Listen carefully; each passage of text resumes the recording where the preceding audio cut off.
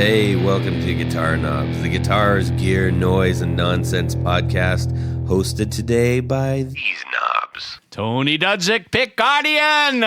Hey everybody, it's me, Todd Novak. Welcome to the Guitar Knobs podcast. We're thrilled to death that you are listening to our show. Yes, y'all. It's time for another bit of fun with Todd and Tony. Rob's gone. Where's Rob? Rob's working on amps again, whatever. But we are joined by a significant builder in the community. Significant builder, who are you? I'm Barton McGuire. I'm the founder of a new pedal company called Cosmodio Instruments. That's right, ladies and gentlemen. You heard it first here. Yes. First. That's what's up with that. We attack. We just we're like Velociraptor. Right to the jugular. Yes. No, you found us immediately. It's very, it's great. Slow-moving Velociraptor. Anyhow, we're really thrilled to death because we've got a couple of pedals from you. It is the same pedal, but a couple nonetheless. Yes. For us to play with. This is a really cool gizmo, everybody. Where can people go find more information on this, Barton? Sure. So people can learn about it on Instagram or cosmodio.instruments. But then you can find our pedals and you can purchase them on our website, cosmode.io, or on reverb.com. Cosmo.io. You got it. Cosmode.io. How clever is Barton? Well, the it's name rare. is the URL. Jeez. That's a rare, special rare. Yes. thing to find. Yes. So I was pretty happy about that. Oh, nice. Yeah, we were going to be the Guitar Knobs Yo, but it didn't really roll off the tongue so much. Okay, more fun like that coming up, everybody. Hopefully. So listen, we've got a couple. Let's catch up on just a little bit what's going on with this. All right. Well, I thought do we have any announcements? Well, that's what I'm doing. No, you're catching up on us. Hey, here's some announcements. So, hey, everybody, let's catch up on what we're doing here.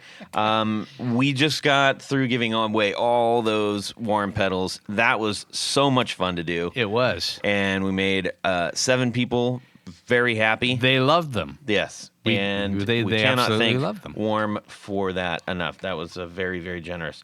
And I hate to tell you, What? well, we have 2 more sets of pedal giveaways. Not more. I know. It's really sucking the life out of me. I didn't get royalties off the last video doing I did. all these videos and that. Jeez. No, that's ridiculous. We love doing this. It's the best thing ever. So we're not going to, hey, we need to spread out the love a little bit. Yeah. The warm body's not even cold yet. See what I did there? Oh, yeah, it's clever. So, yeah, come be that'll be coming up here pretty soon. Ba-da-ba-da. Yes. So, also in other news, I know that NAMM's coming up for a lot of folks in the summer. That's like right around the corner, isn't it? But is that a real NAMM show? Well, yes. For those who are there, it is. No, but I think it's more like a seminar kind of thing. Is it? Yeah, I think it's geared more towards retailers. I'm still paying for the last one, so I wasn't trying to focus on this one. Well, those interest charges will get you every time. I know. But no, because I was considering going. It's down in Nashville again. Mm-hmm. And I think it's only a 2-day thing, but I don't know that they're going to have display spaces. Barton, are you any smarter about this than we are? I don't know the finer details of Summer NAMM. I do believe it's in Nashville. It is. Yes. But I my understanding is, as I'm sure everyone's aware, that it's not the same scale as January NAMM. But no. Yeah, I don't know if it's all seminars or if there's stuff if there's cool people. It's like going to see the stuff. Mudheads and hens instead of the Indians. Wow. Right? I like the Mudheads. Wait, no, the Mudheads are Toledo. Toledo. Shoot, I messed up that joke. You mean joke. the Clippers? I don't even know my own state. Yeah. You're such a sports fanatic. It surprises me. Fanatical about it. Well, anyways, hey, if you're going, cool, enjoy. Yeah, let us know. Mm-hmm. I mean, we were already starting to talk about maybe next year. I heard some rumblings. And there's rumblings. Barton, is that something that you would be finding yourself at? Yeah, that's like a major goal for next year. I meant to go to more of the trade shows. I've been to a couple small things that are more local to me here. But part of me wants to get to Mutech. Part of me wants to get to Summer NAMM. But honestly, I'm eyeballs deep in just trying to get this company started and get it going and fulfill orders as they're coming in and just sort of like,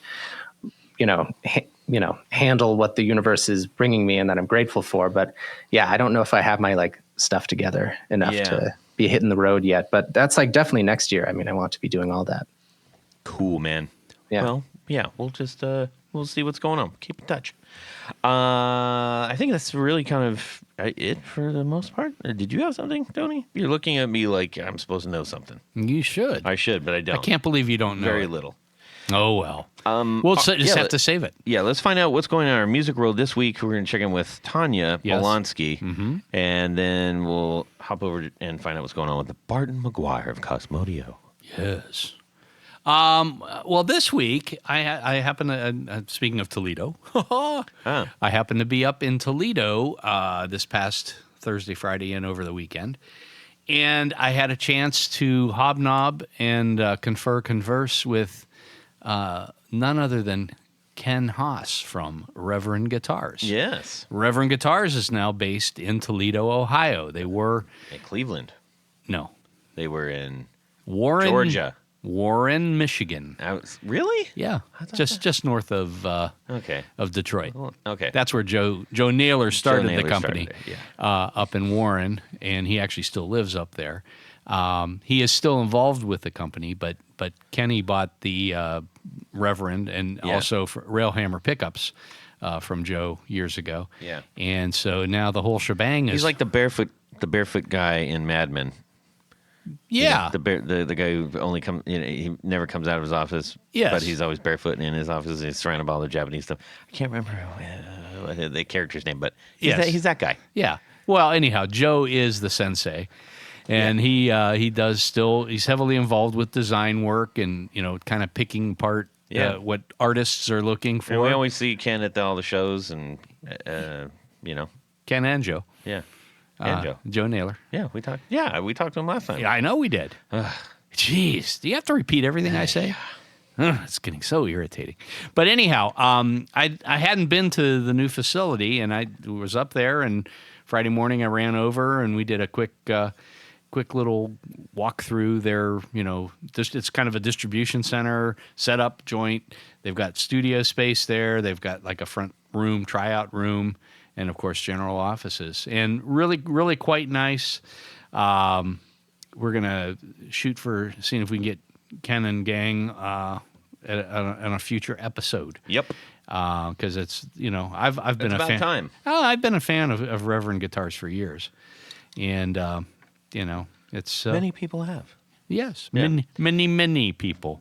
Well, and that's why I brought that up. Like we've run into them so many times that between the NAMM stuff and all the shows around here. Well, they've done a really good job, and mostly by participating. I mean, they'll go to, like the Dallas Guitar Show. They used to come to the Columbus Guitar Show, so they made a ritual of attending guitar shows. So I think it gave them a much larger presence than the company may actually be.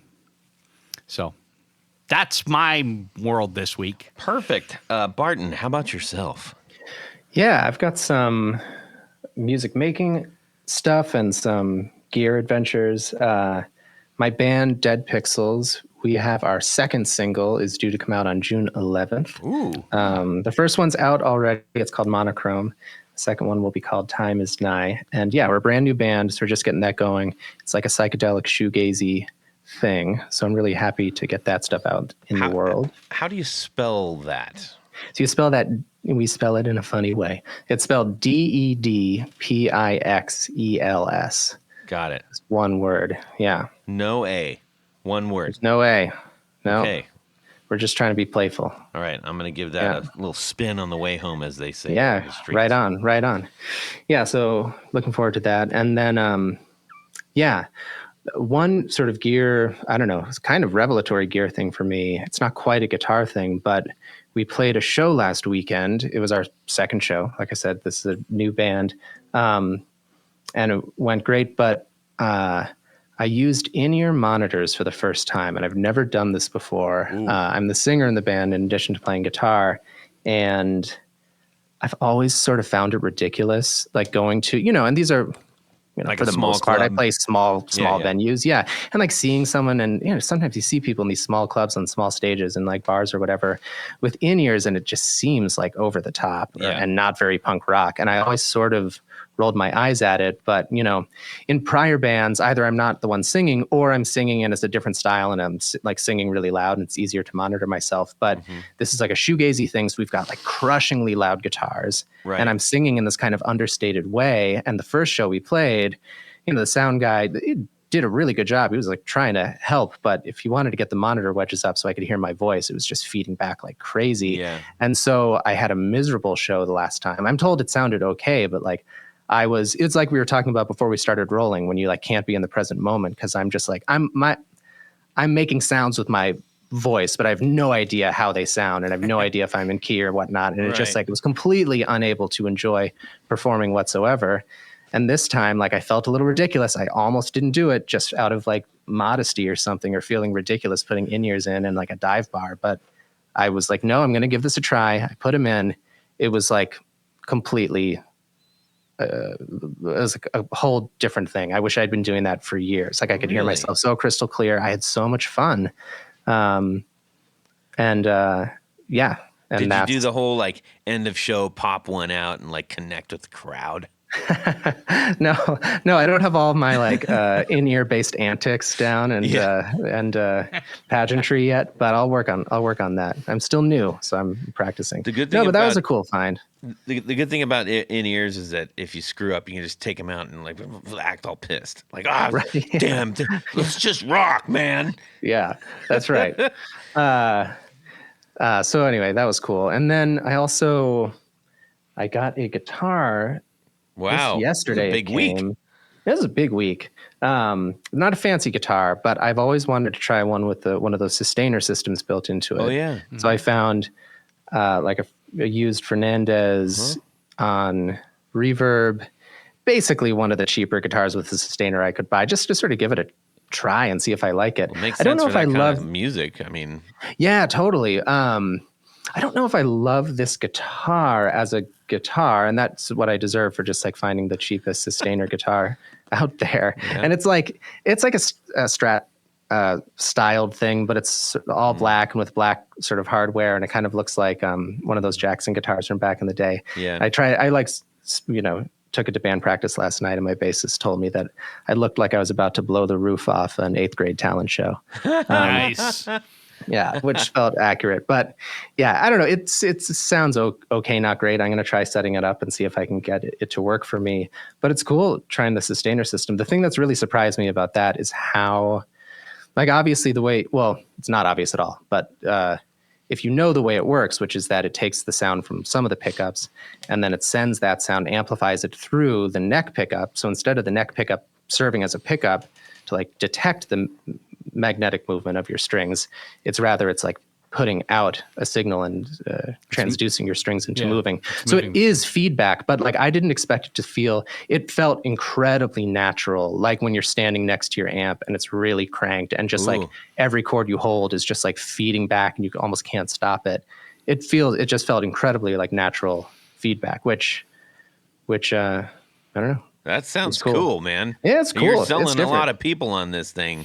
It's right fun now. to try. They've got it built into the Ed O'Brien Strat as well. Yeah. That's probably like a better guitar.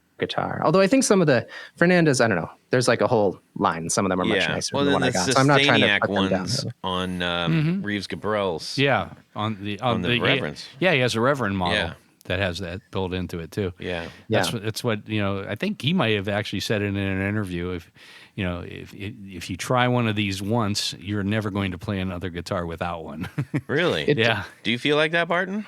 I mean, I would. Like there's other guitars that I really, really love that don't have it, but all else equal, if I could just make that a feature on every guitar, absolutely. Ooh. Yeah. High praise from Barton McGuire. Well, I'm one of the, I don't know. I like my main guitar is a Jaguar. I like all the switches and all the like tweaky controls and stuff. So if you love simplicity, maybe that's not for you, but I'll take all sorts of stuff built into the guitar. I think that's fun. I like it. That's very, very cool. What about you, Todd? Well, are you getting there? I almost got it out. You almost blurted. Yeah, but I did want to, before we go there, I did want to know, in-ears are something that, if you go to any major thing, if it was like, let's just say we'll go to NAMM, we brought that up a couple times.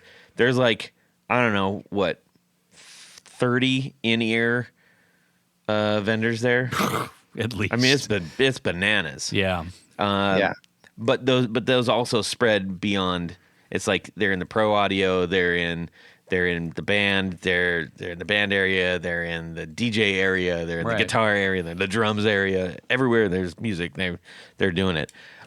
Which is, I think that's kind of daunting for someone who's just like, okay, so I'm thinking about getting an ear.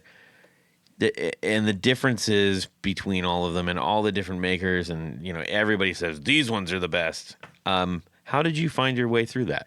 Oh man, not as prestigiously as any of that. I got basically the cheapest in-ears on Amazon that seemed like they might viably work. Like it, because it's not, at least for my application, I think for many people, for sound on stage. Having good sound on stage is not going to be about like the pristine, like how flat and unopinionated the upper mids are in the, it's you're in such a loud environment anyway. You're just sort of trying to have some direct connection to what's going on. Yeah. So, I mean, that's it. I haven't climbed that mountaintop. I don't know what good in-ears are like, but I got a pair of those like sort of headphones that, I don't know. Are they molded to your ear? Or are they just like... No, I've had the Etymotic Research earplugs for just like ear protection, that I have those custom molded to my ears, and that I recommend that to everybody listening. Okay, I mean, everyone who's done that knows. Hold it. Sure, what is that? What? Okay, so the place I got them, well, I think the brand is Etymotic Research. But I'm pretty sure, like, you go to your entomologist or your audiologist or whatever, whoever it is. Wait, I forget what an entomologist is. Maybe that's something else. Go to an audiologist, and what they'll make that's them a bug for doctor. You. Yeah, entomology is. I knew as soon as I said that, I was like, that's not the one. Perhaps you have a worm in your ear. Yeah. Maybe that's a different problem that the earplugs are not going to help with. Yeah. No, but I mean, we all. Hopefully, people who are listening who are musicians who play in bands and stuff, like, use ear protection. It's really, really important. Yeah. So that you can enjoy playing music and listening to music for a long, long time, et cetera, et cetera.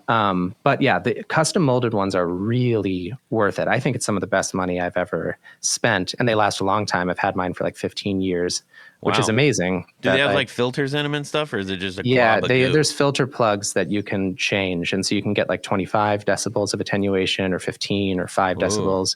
Like, you can sort of customize it that way. And the nice thing about the molded ones, I'm getting real nerdy here with you guys, but the nice thing about the custom molded ones, unlike the relatively nice ones that sort of a lot of people use that are better than just sort of like foam plugs. Eargasm. Yeah. Those things are amazing. I mean, as far as the ones you just, carry around and pop in your ear, those ones for sure take the cake. And actually for listening to music, though, those are pretty darn good. But if you're making music, and especially if you're singing, the custom molded ones, they can like go a little deeper into your ear because they're molded to your ear, and so they block sound from the mid ear and not just the outer ear, which prevents the occlusion effect, which is when you plug your ears just like with your fingers and you like chomp on a tortilla chip or something, that's boxy sound, or if you start talking, your own voice sounds like really resonant and boxy in your head. These like block that too, so even as you sing, as you talk, you're hearing yourself relatively naturally, but attenuated by 25 decibels. Oh my goodness. Okay, I got to get those for my singer. That's exactly what she needs. Yeah, it's a really good thing to invest in. How come we didn't talk about this before? How is this just coming up? Dad, burn it. Don't know, Davey. Better late than never. Absolutely. Okay, Davey. That's really weird. That we just had a Davy and Goliath connection. Well, speaking of molded products, Todd, what's going on in your music world this week? Hey, who you calling molded product? Let's see here. I picked up a Peterson Mini. It's called the Strobo Stomp Mini. Oh, it is small. It is very small. It's just a touch too much. It's a hair wider, bigger than the just a hair taller and a tiny bit wider, just a tiny bit wider than the trusty TC Polytune 3. I have the 3. I think there's a 4 out now already. I think there's probably a 10 out by now. But I love the Polytune. Yeah. What do you love about it? I love that it's white, so I can see it when it's off. Yeah. Because I don't like having it, going at me. So I like that it's white. Yeah. I like that it's very small. Yeah. And I like that I can very clearly see the digital needle. That's the one that you can see all 6 strings at the same time, right? That you have that option, yeah. Okay. So you can tell like right out of the gate what's wrong, and if you just want to do it by ear, you can just go, oh, there it is, or you can hit it to full like finding the actual and it's got the cents on either side. It's fantastic. All right. And comparably priced, I think the Peterson is about $10 more. Mm-hmm. This is it's a lot beefier. There's like a little tank. Yeah. And it has the strobe system, which is the circular pattern on the left, which is it's different. If you're used to a needle, this is different. Yes. Yeah. But see, I grew up with strobe tuners. So. Okay. Yeah. I'm very much getting used to it. I feel like I'm spending way more time on the the tuning than I normally would, but it is supposed to be like way more accurate too. Mm-hmm. Because at Peterson, all we do is tuners. So one of the main reasons I got this, we're getting ready to go record. And one of the things that we've done when we've recorded is John moans about, dude, are you in tune? And I'm like, yes, I'm in tune. Look, it says I'm in tune. Is it intonated? Yes, we double check the intonation. And it's just like, you can hear things and you're like, that doesn't sound right. Right? And it's certainly not my playing. I think it's the bass player's fault. It probably is. It usually is. But I was watching a little video with not with Rhett Shaw. He wasn't like, we were hanging out having a sandwich. Hey, man, come on over here, Todd. Former guest. Yeah, go check out our episode with Rhett Shaw. That was a great one. Anyways, he had one and it was talking about there's a setting on here for a sweetener. And I was like, okay, that caught my attention because I feel like I know what this is going to be about. And sure enough, it was. There's a setting that basically compensates. This is lame, just bare minimum knowledge of this right now, but essentially it compensates for, especially if you gorilla grip it, it's good for the upper part. No, it's good for the lower part. That's right. It's good for the lower part of the board. If you're doing a lot of big open chords and stuff, mostly, at least according to him, he said it's maybe not the best setting to do. But because I'm getting a lot more into the little solo-y bits and stuff, I thought, I want to try this out, see how it works. So. Kind of fun, kind of exciting, and I had to put together another board, so I was like, I need another tuner, and I'm like, I'm gonna try this one. Yeah, and it's about $100. That's not bad at all. Yeah. So wait, when you were describing the sweetener, you mean it corrects like intonation problems as you move? It would be it's like a preset. It's tempered tuning. Yeah, is what it is, and sure, because inevitably guitars have a problem mostly on the G string because that is for some reason that one just goes out, and it has to do with the scale length and unless you have a specific, like there's a nut that you can get that actually changes the position of the G string, so that your first 3 positions, your first 3 frets can differ greatly from above 12. So the tempered tuning gives it some. It changes the focus. you're basically going to be out of tune all the time, but it sounds better. Yeah, Wow, and as no, long man. as long as everybody in the band does it Well, that way. yeah, and if then- you temper tune, that's one of the problems. Like there were a lot of the fanned frets were the big rage. Oh, yeah. Years ago. Did you ever try those, Barton? No, I haven't tried those. Yeah. So Me neither. The problem, I never did either. I picked one up once and I said, "What the hell is this?" Yeah. But the problem was if you had one guitarist that had fan frets, the intonation was so perfect it made everybody else in the band sound completely out of tune. Yeah. Wow. And so I've noticed those have gone For away. the kind of music that I'm making, it's not like I'm John Mayer up there, where every note is ringing out in history. I thought you were John Well, Mayer. No, I look a lot like him. Yeah, similar. But at the same time, I was like, yeah, but that I'm aware of it, and I'd like to see if this solves I it. would give it a try. I am gonna. And Yeah, that's no, why I I'm got really- it, Tony. I'm Jeez. intrigued. I mean, I'm mostly surprised because I associate sort of like pitch tracking and pitch correction stuff when it's, for like a polyphonic instrument like a guitar as being introducing some artifacts and stuff. And like when you're playing like a Digitech whammy pedal or something that's like really throwing your tuning in another direction, people just kind of embrace that, right? That Yeah. it sort of sounds a little artifacty and it sounds a little funny, but like, whoa, I'm like, down a whole octave. And that's fun. Yeah. But this tuner is obviously not for that. It's a No. tuner. Like it wants to maintain like a crystal clear. You're going to like throw that straight into an amp and it's going to be like fully exposed and unwelcome if there's any artifact at all. So I'm just I'm impressed Yeah. at that. Yeah. And it's not like something you have to go get yourself buried into like menus and stuff. It's like one click and it's like, oh, I can choose that. Cool. And does it sound good? Like even outside of the like intonation correction, does it sound? I it, haven't- like sounds clean. I haven't tried the sweetener one, All right. but I do. I mean, the guitar seems to be in tune. I'm probably doing it wrong. Tony's going to go, "You're idiot. You're doing it wrong." You're doing it wrong. There's a good chance of that. But another cool thing about it is that you can change the overall color of the LED, which is kind of clutch because I know I personally don't like the amber ones. So like the Korg, I believe is amber. Korg makes an amber one. Yeah. A couple other ambery ones. It's just Well, I it's think so the off-putting. standard Peterson is that orange. It is, but you got the whole spectrum, which is really cool. Okay.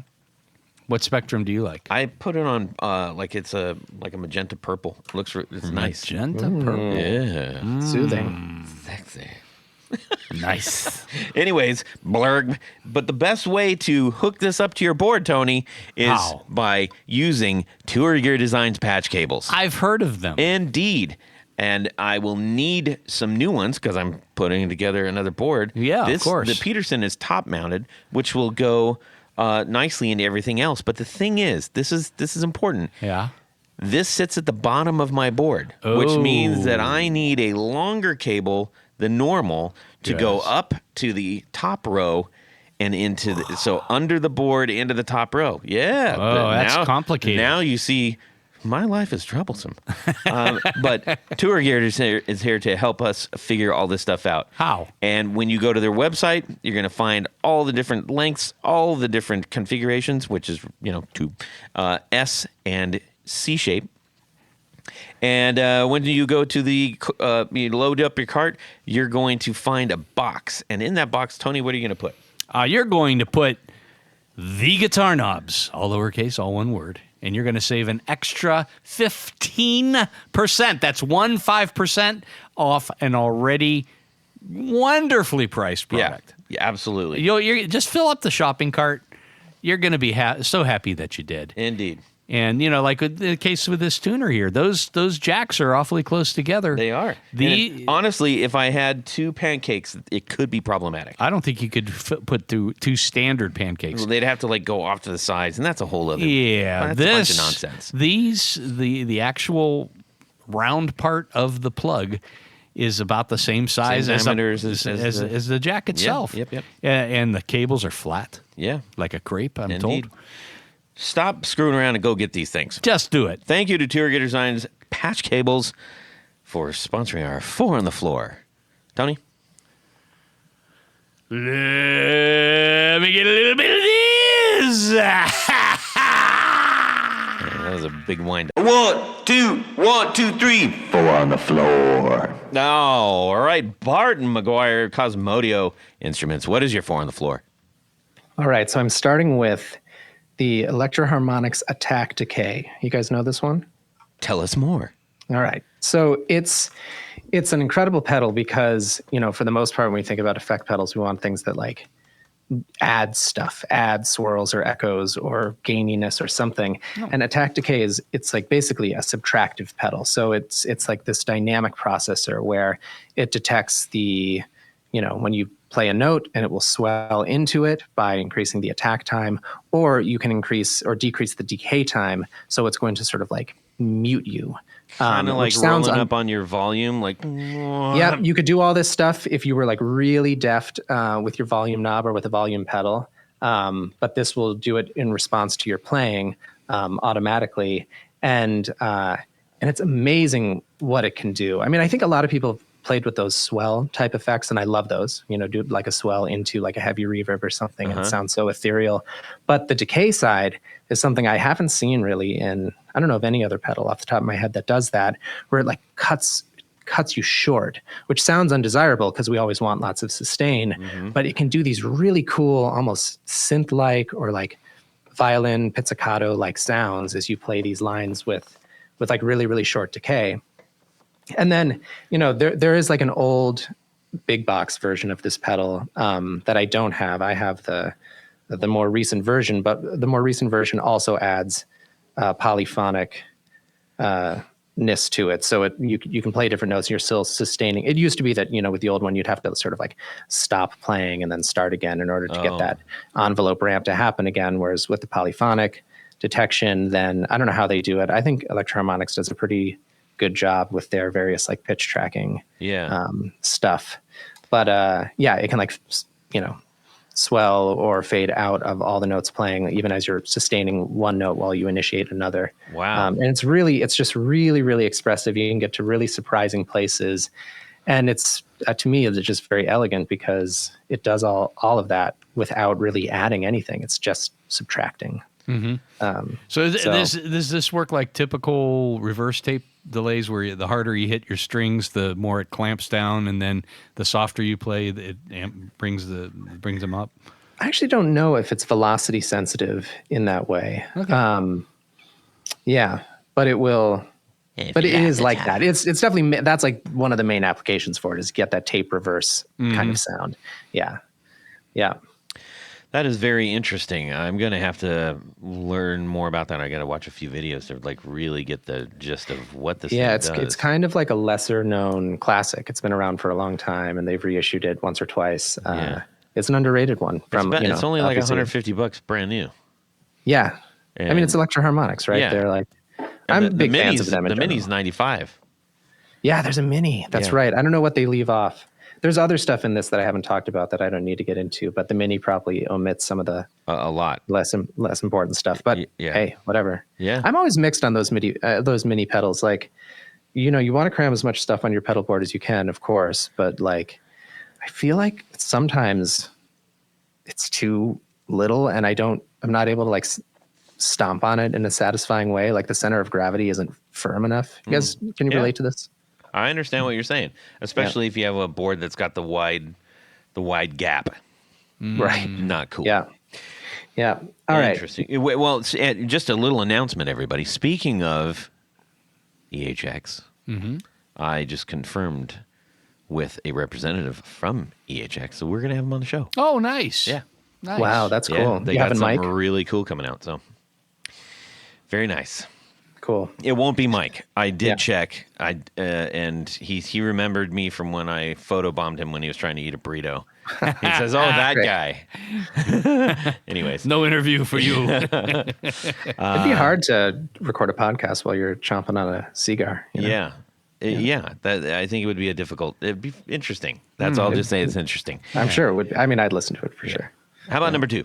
All right, number 2. I was telling you guys a while ago about the WMD Protostar, but today I have the WMD Geiger Counter, which I think is sort of their flagship pedal. WMD is William Mathewson Devices. I think that's his name.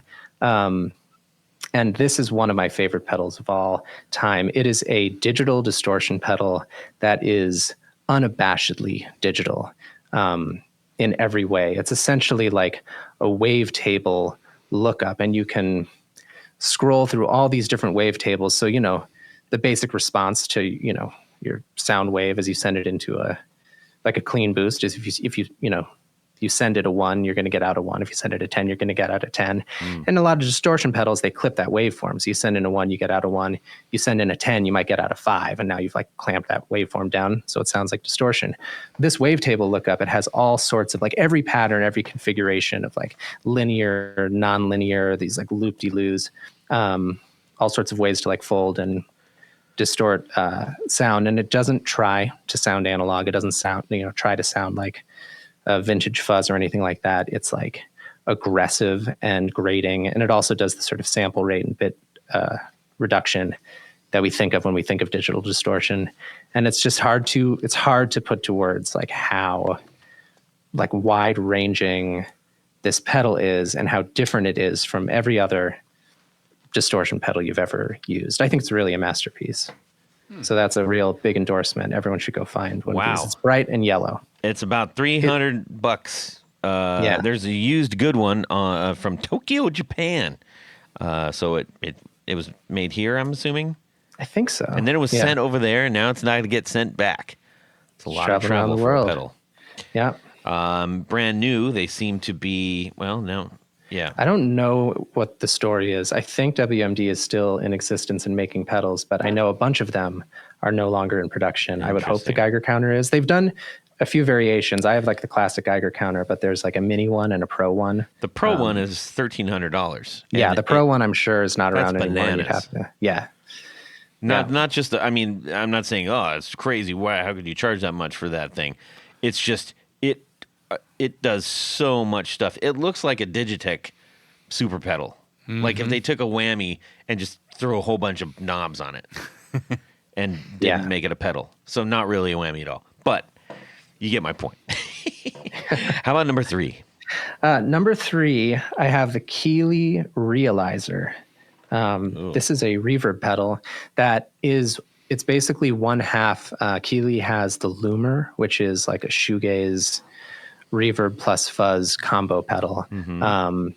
And this just sort of breaks that reverb half off and just presents it as an isolated reverb pedal. If you want to pair it, then you can pair it with your favorite fuzz instead of with the built-in fuzz of the Loomer.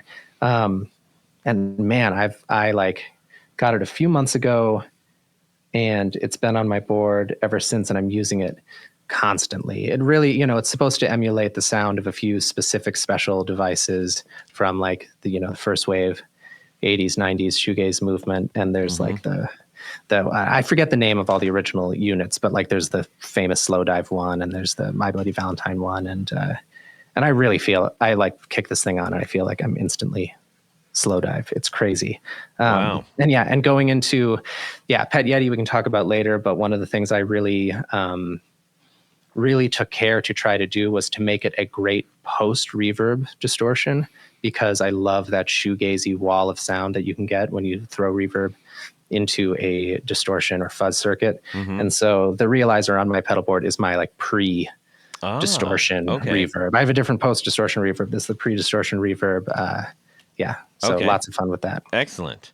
Yeah. Those seem to be out there used. Oh, that's a custom shop. Yeah, that one should be. That one I think is reasonably priced new, and there's about probably $200. Ones.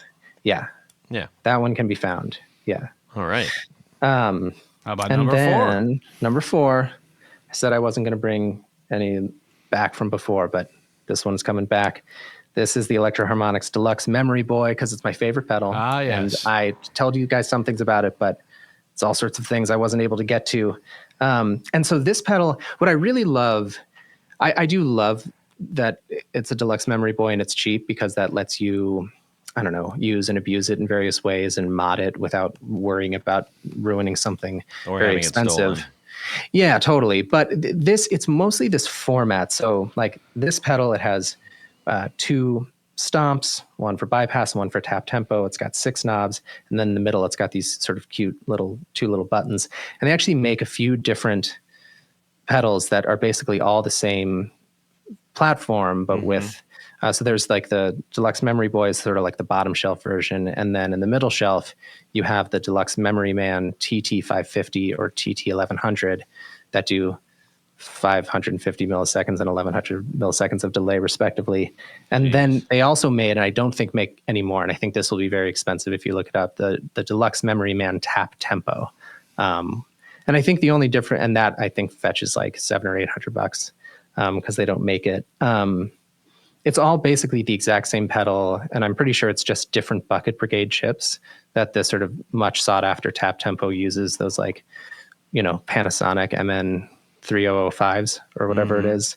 And then the Deluxe Memory Boy surely just uses sort of like probably the MN3205 like reissues, which I actually in general, I kind of like those Bucket Brigades. I also, of course, love the classic MN3005s, which are in all the Deluxe Memory Man, as well as a lot of other like classic Bucket Brigade delays.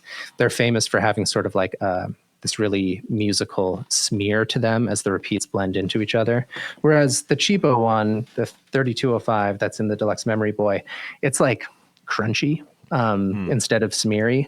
But for the ways I use it, it really, really works. And I also just really like this format because it does all these, it's really, really feature rich and does all these wonderful things. It has expression input, and something that it does, and this is, I'm just going to say, everyone out there who's designing like a delay pedal, please listen to me here.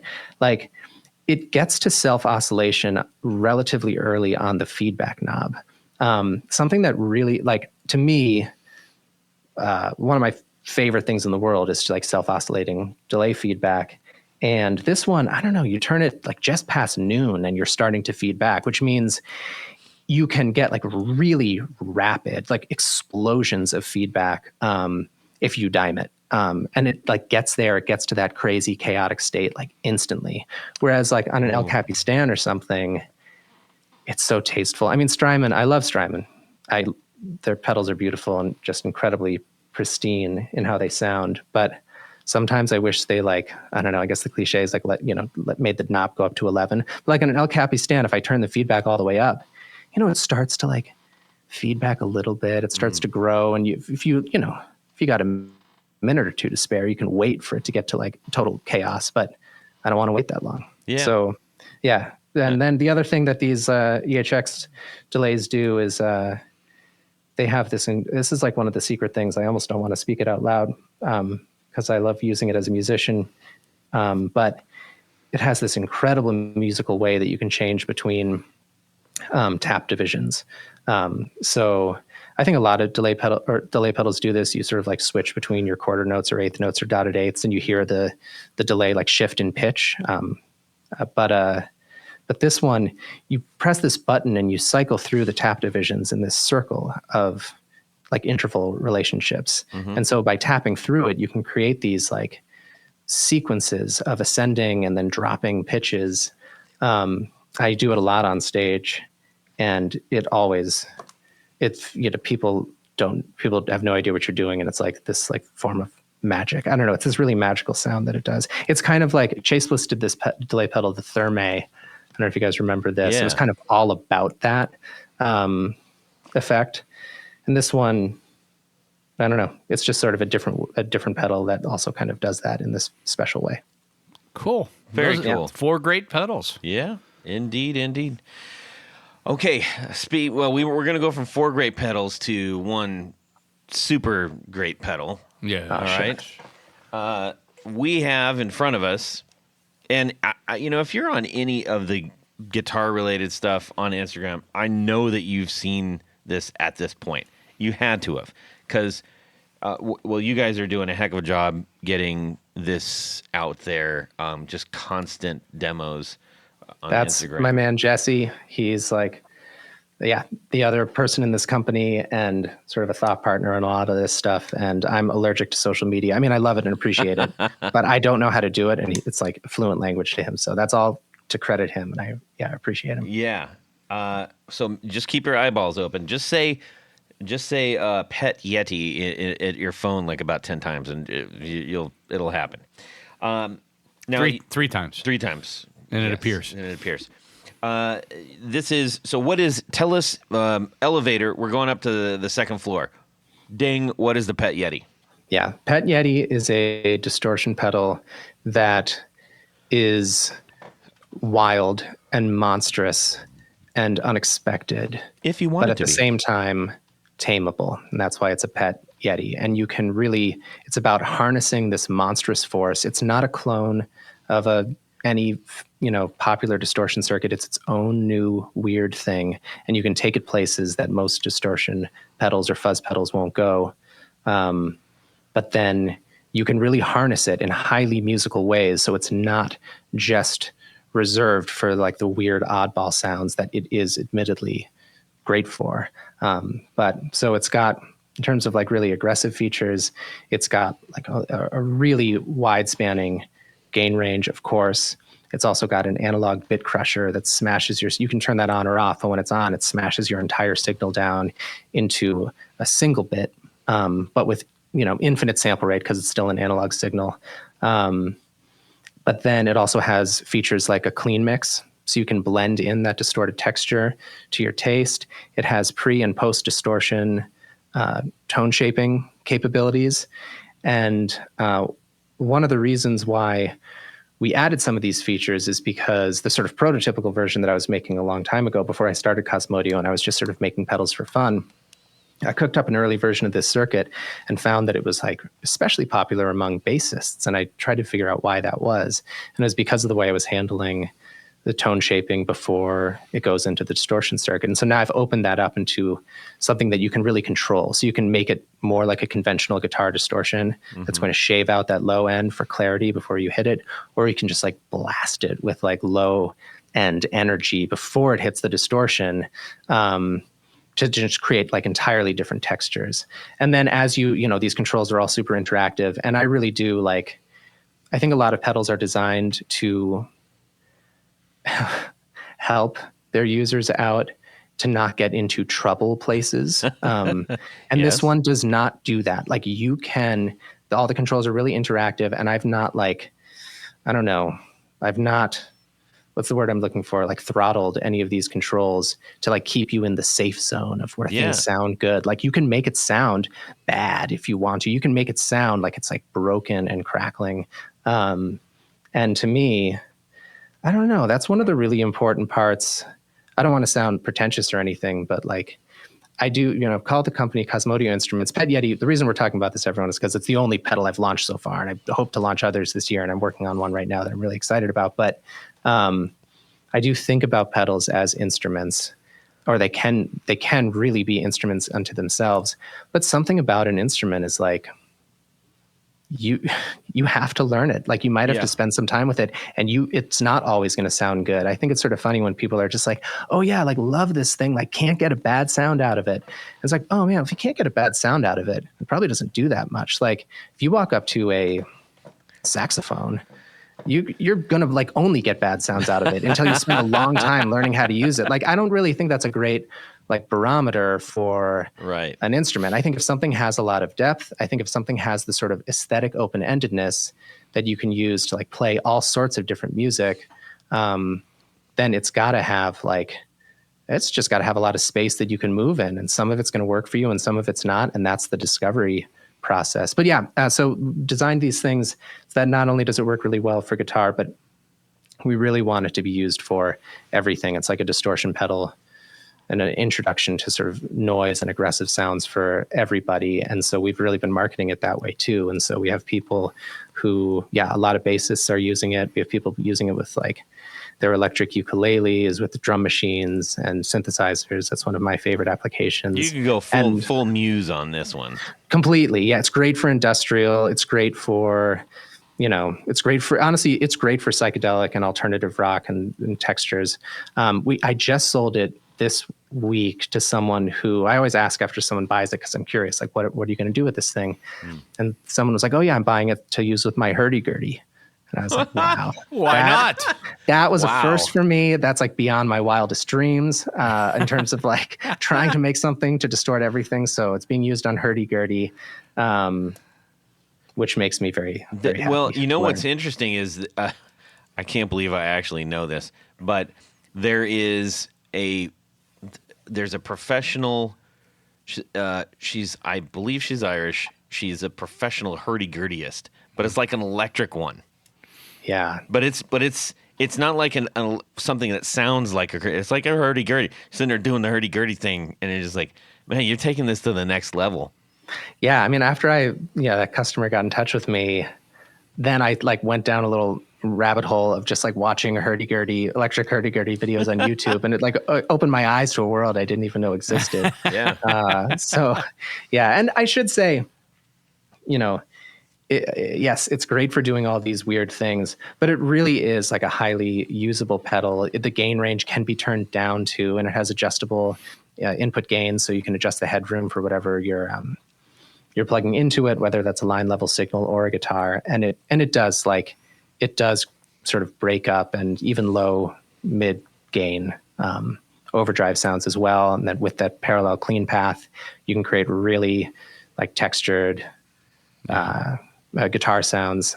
So yeah, it's a pedal that you can take a lot of different places. At least that's the goal. And that's, the two controls on this that really impressed me were the clean blend, which I just love that in pedals when you can mix some of that clean signal, but also the shape control. Very clever. And that, and how you use that with the tone knob. Yeah. I mean, I just think, somebody that's looking for something that's, not a typical distortion pedal, I think is going to find a world of things. I think the Bit Crusher was a little too intense for my taste. That's fair enough.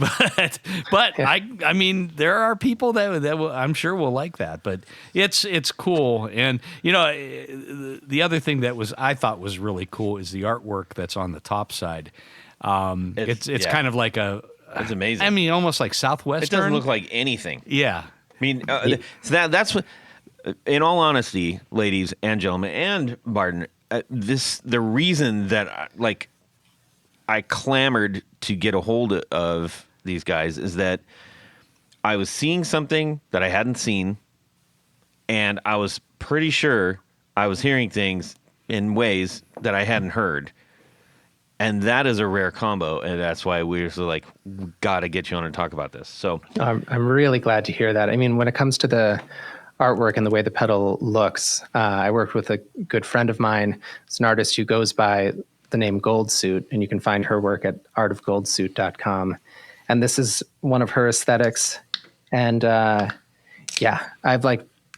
worked with her in different ways in the past, and there was not a lot that I knew going into making this pedal, but one of the only things I knew was no, I want her to do the artwork. And I really wanted the pedal to be kind of like a showpiece. I think part of that's to it looks to like give a it some appeal. Radiohead album cover or something. I mean, Yeah, it's just it's Yeah, awesome. I wanted to use bright colors, and we have a couple different colorways. There's one that's sort of like bright neon and bright pink, and then there's one that's black and red and doomier, so people can find something that works for them.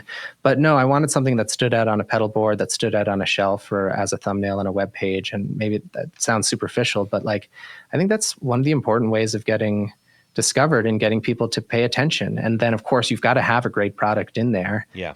That's going to inspire people. But the way you're going to even get a second of their time to wonder about something in the first place and then go and take a listen is by making it look really cool. And that's another thing, once again, if I'm making pedals and I want them to be instruments, another thing about instruments is that they're usually beautiful things that a saxophone or a harp or a piano or a guitar, it's not, or a penny I whistle. don't know. Yeah, hey, Or a hurdy-gurdy. Everyone's got their taste. No, but The hurdy-gurdy is the I know you potato guys- bug of of instruments. I know you guys appreciate guitar aesthetics, Oh, and yeah. and you're big into that, and I don't I take that seriously. I don't think it's superficial. It's I not. think it's all about having something that inspires you, and that if you're operating something and that thing as an object is just a beautiful thing, then it's going to help you be more expressive and make more interesting music. I completely agree with that, and I like how you've put so much consideration into all of the aspects of this. And I was going to touch on the one thing you mentioned, the space between, and Dave Matthews popped his head in real. Hey, what's up, Dave? But you're creating the space between all of these things, sound. But I think we can't state enough. Each one of these knobs has so much space on its own. And it really is one of those things. If you set it to noon and punch it, you're going to get noise. But truly getting in there and messing with it, it's only 5 knobs, ladies and gentlemen. It's only 3 toggle switches.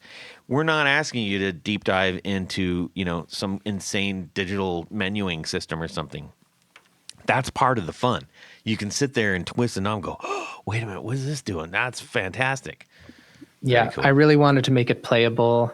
And yes, that you can, like for me, I think a lot of people these days, like it's not that unusual that people, you're operating your pedal board mid-song and mid-set and like you're playing the knobs and your pedals. Or because I designed this, to also be really useful for electronic musicians and producers and people that like might have it on a tabletop, like next to their drum machine or their mixing rig. And you can like play it as you would play a mixer. And yeah, to do that, I got real nerdy. I'm like very delighted that you call out the spacing of the knobs and stuff. Because that's something that I don't think a lot of people, think about when they look at a pedal, and that's fair enough. But like, I spent real time like with calipers and like really trying to find the optimal arrangement. I mean, it's not a very large pedal. It's not like a big box EHX thing or anything like that. It's still relatively small. But yeah, has 8 controls and power packed. And the physical space is one thing.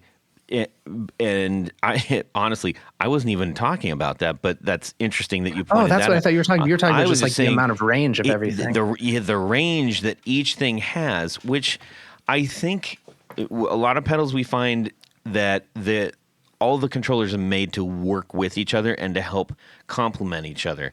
These are not. You can get that. You most certainly can get that, but you can also make them fight.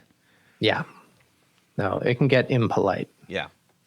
Very, very cool stuff. Now, you're also putting this in front of a lot of synthy type stuff. We kind of talked about that a little bit. The minute I saw this and when we first started talking, so all day long, I listen to EDM. And I don't mean like Miami sunglasses, like, it's like my 3 favorite artists are in no particular order: No Mana, Deadmau5, and Solomon. Love it. And KX5. This is, all day long. And the minute I saw it, I was like, oh man, that needs to be in like some, like Eurorack something to let one of these guys play with this. Yeah, I mean, I also, love playing synths and enjoy the modular synth thing and have a Eurorack and have made a couple one-off like Eurorack modules of this circuit. And it's something I'll keep in mind. Right now, I'm like trying to focus on guitar pedals, and pedals are still a format that of course electronic musicians can use too. Mm-hmm. But the one thing that I've had a few requests for, and I'm like, would really like to see this through at some point, would be a stereo version of the pedal, which would be very unusual for, obviously a lot of like digital guitar pedals are in stereo, but there's not a lot of like analog distortion pedals in true stereo. So that's like, I don't know, a pipe dream that maybe I'll realize at some point. How about an expression pedal? Yeah. Oh man. So we were chatting about this a little while ago, but how interested I am in expression pedals and in gesture controls, and how someday I'm going to market this thing that I've cooked up that I use as a musician, where it maps the pressure underneath my feet to control expression pedal inputs on my guitars. And I find it just like, I don't know, it's become a really important part of my playing. I don't know if there's a market for it. Maybe someday I'll find out. But I did not put an expression pedal input on the Pet Yeti just because I couldn't find I don't know. It wasn't the right time. Maybe that's V2. That's beach. The truth is, like, this pedal, like, it's the first one out of the gate for me. And part of me wants to make something that's really wide ranging and exciting. But at the same time, I had to like draw the line somewhere. And I already feel like I was like not all that editorial in all the things I put together. And I'm really glad, Tony, that you like the shape knob, because at the time I'm just like, man, do I want, like, I can't have like a tone knob and a shape knob on the same pedal. Yes, like, you can. Have some taste, Barton. Like, you can't throw the whole Pull everything in the kitchen yourself sink at this together, thing. man. Yeah. So, but I went with it. But no, maybe the expression pedal input would have gone a bit too far. But I do love. I mean, that's a really important part of pedals, and on future Cosmodio products, and the one that I'm working on right now, there will definitely be expression control as a feature. Ooh la la. Now, I think we should point out that no Yetis were actually harmed in the manufacture of this pedal. Is that correct? That's right. No, we treat them very humanely. A dazzling one modeled for the cover, though. Yeah. Very, very cool. Well, we are so glad that you're out there doing this kind of thing, and we only expect to hear more good stuff. I know I was just about to wrap it up, but here's something else I'll say. We can all tell when we pick up, especially a pedal, I think, but a guitar, an amp, whatever. You can be blindfolded and pick something up and say, "This is quality stuff. It's very well made." Like without even hearing it, you can tell. It's the feel, and I think that is something that came through for me when I first took these out of the box. Wow. Thank you. I mean, yeah, there's I put a lot into it. And I will say, I don't know, you guys, I'm so appreciative that you're having me here on the show. And I know I just got to like blather on for many minutes about like all the cool things I think are about my product. But like, that way we don't have to blather. well, but it's true. Like, yes, there's all these things that I'm proud about that I want to tell people about. But at the same time, this is a new company, and it's kind of scary and freaky when you're starting something new and you don't know how it's going to be received. And it's been very, very humbling, but I just so appreciate, I don't know, you guys reaching out not only to me, but like to all sorts of other small builders. I mean, like we're really just getting started. Like, we're very small scale right now. So, if anyone buys a pedal, like I've made that pedal by hand, and it's just really rad what you guys are doing. Thank you so much. I do have two more things I think is worth throwing out there, and then we're going to motor on to Tony's segment here.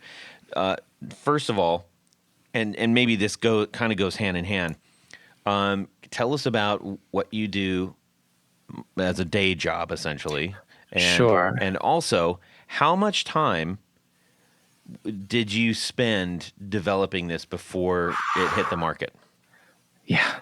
Well, so as a day job, so I'm a technologist and a software developer, and right now, well, I'm trying to split. I mean, my dream is to make this pedal thing my full-time job. But right now I'm sort of splitting my time, where I do pedals half the time, and then the other half of the time I'm consulting for this mental health tech project, where I'm working on this application called Soluna, which was commissioned by the state of California to help address the youth mental health crisis there. So it's good work. And I believe, we're moving it beyond California and into other markets now too. So yeah, a really great team and a product that I'm proud to be a part of. So that's very fulfilling work. It's very important stuff. Yeah, totally. So that's great. At the same time, it's, I've got a pedal staring at me and gear staring at me the whole time. So I'm always of this like split brain. And I want to do everything in the world at the same time, but there's not enough hours in the day. Yeah. In terms of the amount of time I spent developing Pet Yeti, I mean, this one started as, like I mentioned, it started as a little one-off thing that I made, I think like 10 years ago now, back when I lived in Seattle, and just made for me and my bandmates, and sold, a few at the used music stores around town. And then when I started last year, and I decided to like actually I had a job change, and I suddenly sort of had some space in my life, and I was like, I'm finally going to do it. I'm going to start a pedal company. It's always been my dream. And I had some like highfalutin ambitions to make like some really wild digital pedals, which I do hope to get to at some point. I'm a software developer by trade, and so my mind sort of naturally goes there first. But then Jesse, you know, who wasn't the community manager yet, it's just like one of my good friends, I was telling him about it, and he was like, that sounds great, but I was telling him how hard it was and how I was struggling with technology, and he's like, man, you don't have to like reinvent the world on day one. You made something all these years ago, and we really liked it, and so why don't you take another look at that and just like start there? And it was really, really great advice. And so then I went back and sort of opened it up and went back to the drawing board. But I don't know. I spent like months geeking out and like redesigning that pedal. And because I'd never, I'd done a lot of like manual pedal making before, where I was just sort of using like breadboard, circuit boards, and just drilling everything by hand. But this, I wanted to be scalable, and like I had to teach myself a bunch of things and learn about a bunch of like, just build a whole little supply chain. Anyway, you asked a simple question. I'm giving a very long, rambly answer because I'm a long, rambly kind of guy. But like, it took me a long time. It took me months to develop. But now I've learned a lot, and so I'm trying to have a faster sort of research and development cycle for the next pedal. Dig it. Nice. Super cool. Well, I think that was a great way to cap off. You know, we were hyping up the pedal, but it's really important to know, like, well, you know, what's the effort look like? And you know, is this thing just slung together with a hope and a dream? No, it's clearly not. So a little bit more, de-risking there for your next purchase, ladies and gentlemen. Okay, I just spoke a mutual language there, didn't I? De-risk. Yeah, you did. I like to de-riskify. Yeah. Okay, Tony, Yes?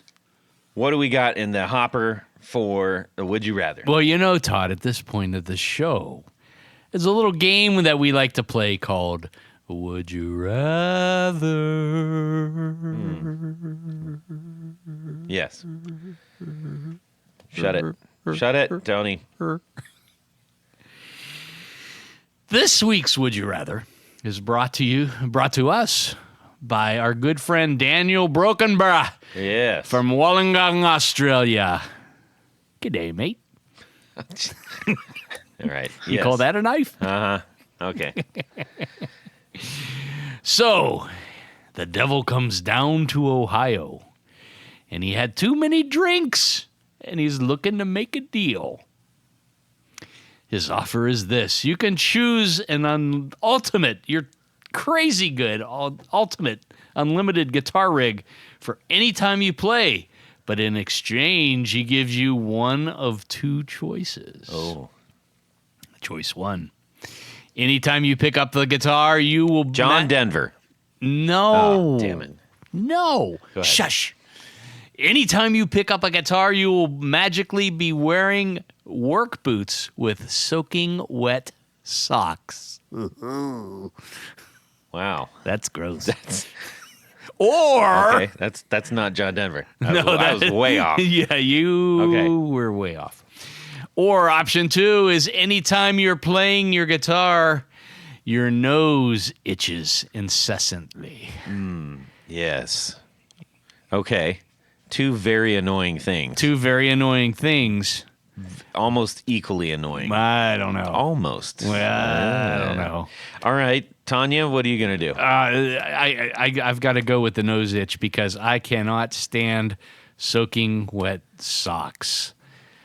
Ugh, it's just gross. Just grosses me out just thinking about it. Yeah. And plus it's an electrical hazard. True. Safety first. Safety first. So I can live with an itchy nose. Yeah. But I cannot live with swamp foot. Okay, that's fair. All right. Let's see, Barton, how about yourself? I mean, the itchy nose thing, that is a real, the wet socks is something I can mostly avoid. Itchy nose, we've all felt that. That happens on stage, and it's miserable. I feel like you get the little, like, if you have a microphone sitting in front of you, you can just sort of You can give it a little scratch it on the grill of that SM58. But no, I would choose the itchy nose too, just because, like, I don't know, I do so much tap dancing on the pedals as I play, and I just wouldn't have the accuracy or the dexterity with big clunky work boots and squishy sloppy, socks. squishy socks. Miserable. Yeah, that is rough. Toddless? I'm going to take the itchy nose because that's something that is always in the back of my head, that something bodily is going to occur, and I'm going to be stuck in it. When I practice, or if I'm playing at home, it happens, and I have to scratch that itch, and I don't want to do that. And here's the difference: when if you jump in the water and you've got wet boots and you've got wet socks, you're wet. You're like, everything's all wet, which is different than if you're like walking across the kitchen in socks and you step on like a melted ice cube. That sucks, because then now that's a weird feeling, because that's unexpected.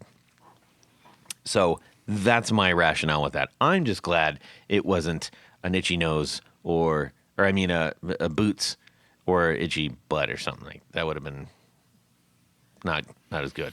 That might have been harder for you guys to figure out. Anyways, let's go to.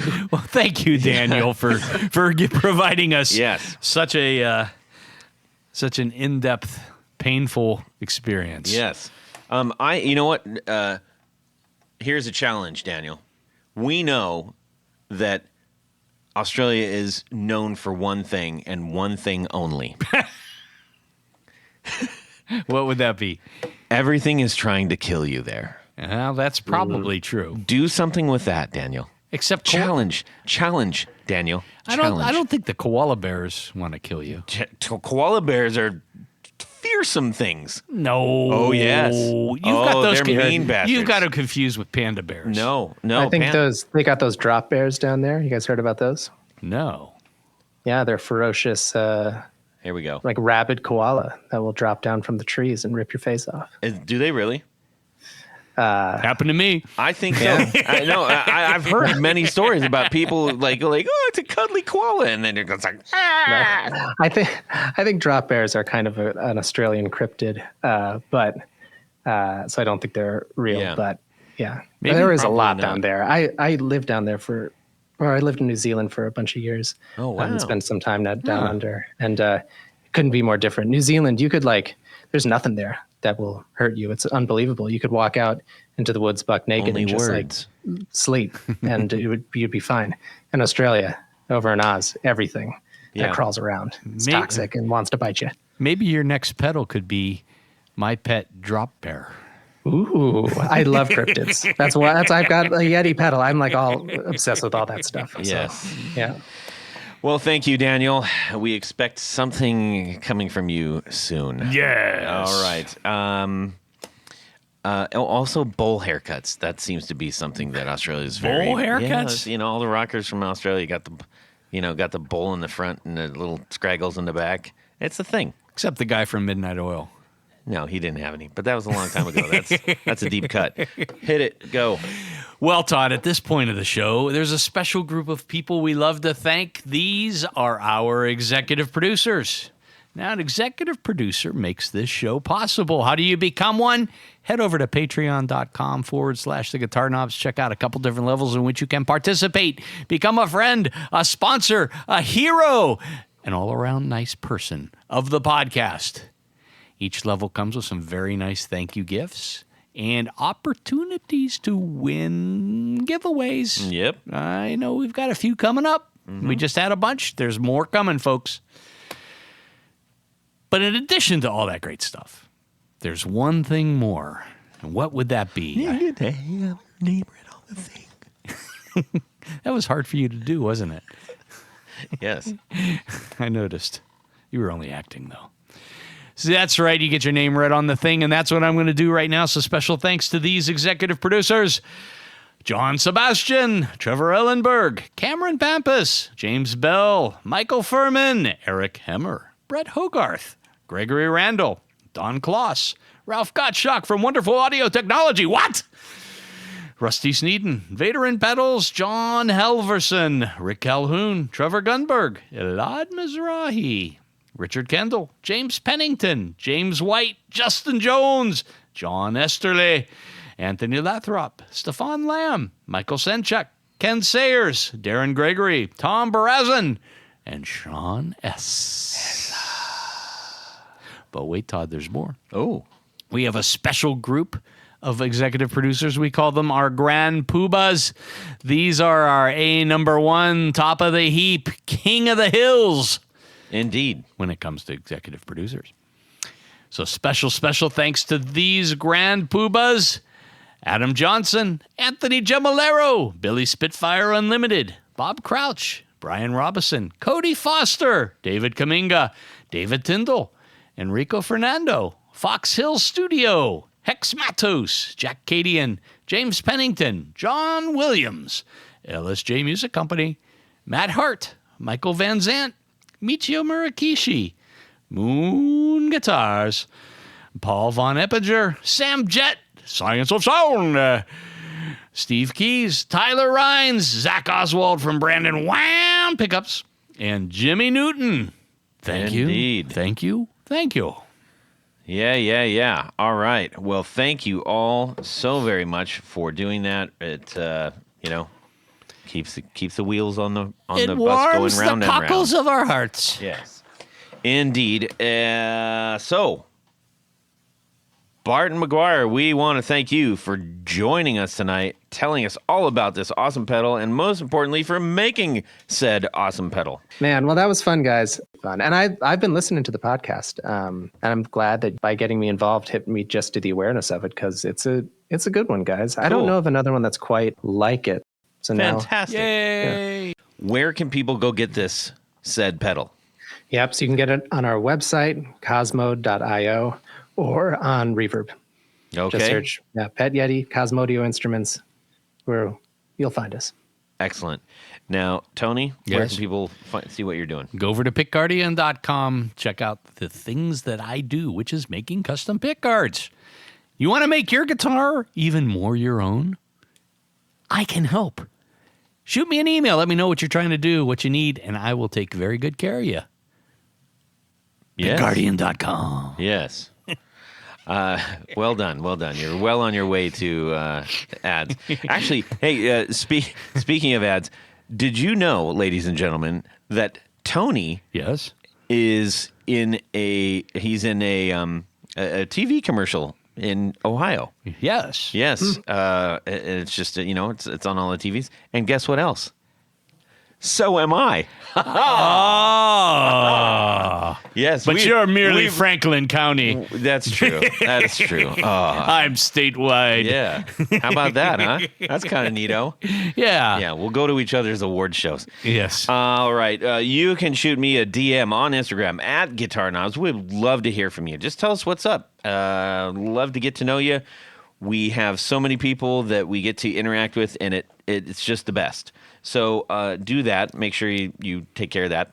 Also, please go listen to Dead Pixels. Oh, yes. When thanks. at your soonest opportunity, get some Dead Pixels up in your breakfast cereal.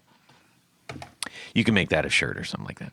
That's good. And That's then good. also, when you've run out of Dead Pixels, go and hit follow and listen and all that stuff for the Villentinos. How do you spell that?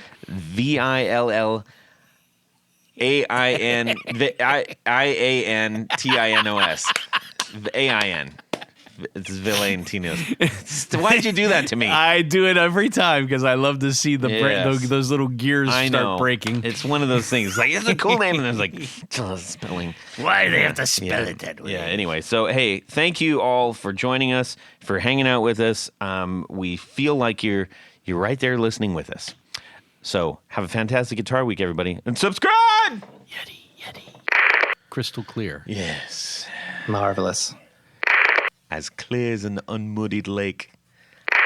All right, Barton McGuire. Yeah, you, Barton. My first band was named after. It was called Malaco Plus. Well, that's what I'm going to say. If you drink enough Malaco, you're Yeah. going to be out there. Yeah. That's a very sophisticated first band name. Like, if I forget what my first band name would have been, but I was in a band in middle school called The Goats.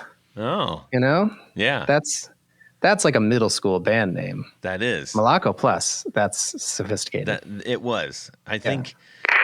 Flim flam floozle, shabazadoozle.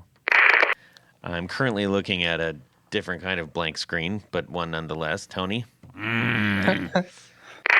You're stepping onto the stage and you're making sure you don't have to like use the bathroom before things kick off, and you're like wondering how it's going to go. Every time. What's up and with then all right, lift your leg elsewhere, my friend.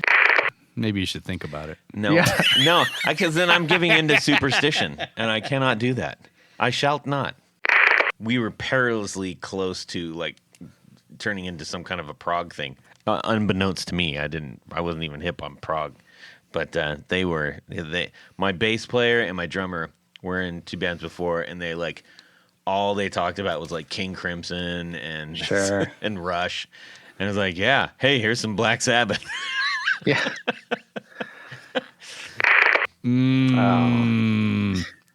Now you've done it, Barton. You've hurt Todd's feelings. Oh man. It is getting warm in here. It is getting warm. Can you open that door? Do you want me to open that door? It'll get us some air. Oh, jeez. I got to do everything around here. That's my foot, thanks. That's my toe thumb. Yeah. Hello, a good toe thumb. Maybe one or two. Hey. This is my okay, Todd Brain. reality. Okay? What's up? What? Huh? And away we go. Well, that's it for these knobs. Please visit our Patreon page at patreon.com/theguitarknobs. Visit our website at theguitarknobs.com for all of our past episodes, 4 on the Floor blog, and other good stuff. You can connect with us on social too at our Facebook page and share your gear and stories on our Facebook group. Also, be sure to check out our Instagram at Guitar Knobs. Catch you next time.